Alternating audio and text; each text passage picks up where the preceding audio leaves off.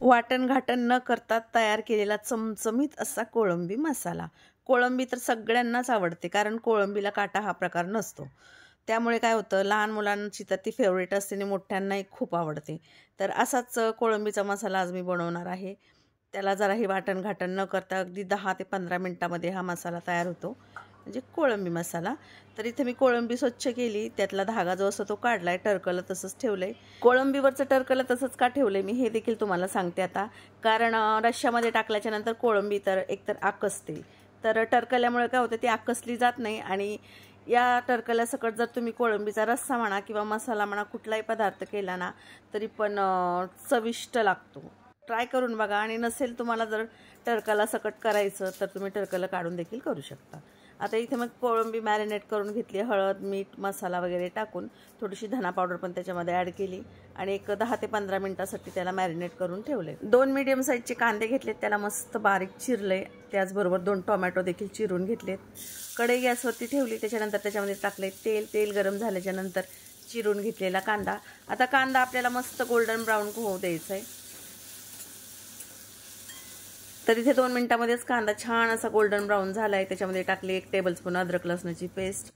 आता या अद्रक लसणाच्या पेस्टचा कच्चापणा जाईपर्यंत परतवून घ्यायचंय।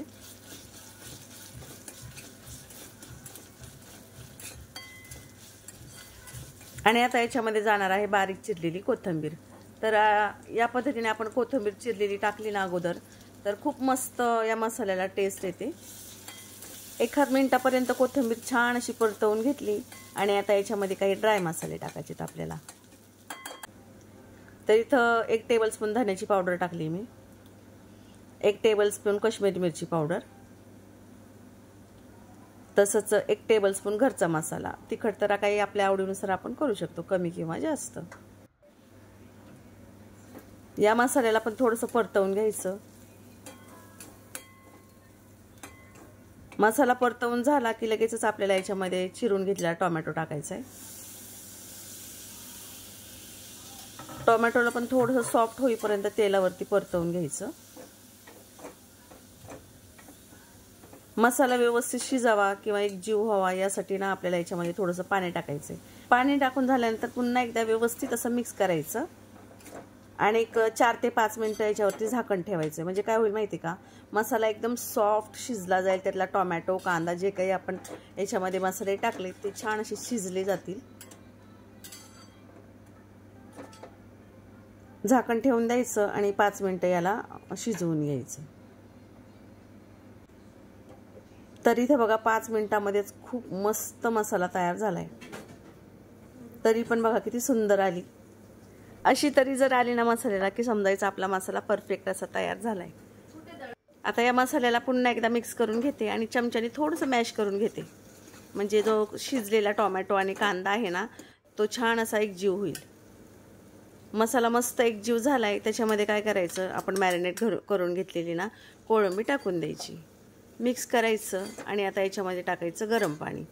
भाजी करताना आपण ना नेहमी गरम पाण्याचा वापर करायचा। गरम पाण्यामुळे काय होतं, एकतर भाजीची चव तशीच राहते टिकून, आणि दुसरी गोष्ट म्हणजे ती शिजली पण जाते लवकर।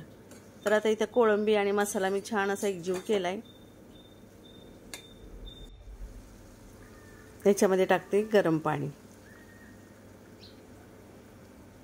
पाणी थोडंसं जास्त टाकलंय मी, कारण कोळंबीची साईज जी आहे ती मोठी आहे, शिजायला थोडासा वेळ लागणार आहे। चवीनुसार याच्यामध्ये मीठ टाकायचं। तर मॅरिनेट करताना मी मीठ टाकलं होतं, त्याच्यामुळे इथं थोडंसं मीठ टाकून घेते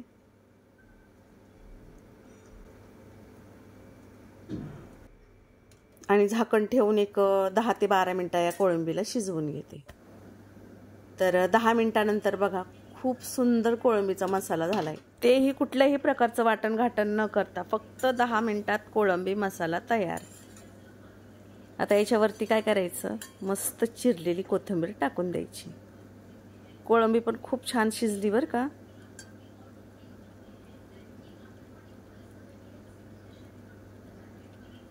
मिक्स करून घ्यायचं आणि आता सर्व करून तुम्हाला दाखवते की कोळंबी मसाला कसा झालाय। याला भाकरी बरोबर चपाती बरोबर खाल्लं तरी पण चालते, भाताबरोबर पण चालते। खूप भारी लागतो हा मसाला, झटपट अगदी होतो।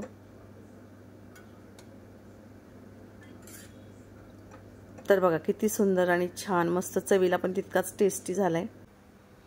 पुन्हा एकदा वरतून थोडीशी चिरलेली कोथिंबीर, याला खाताना लिंबू पिळून खायचं, खूप मस्त लागतो। आवडला असेल तर लाईक शेअर सबस्क्राईब नक्की करा।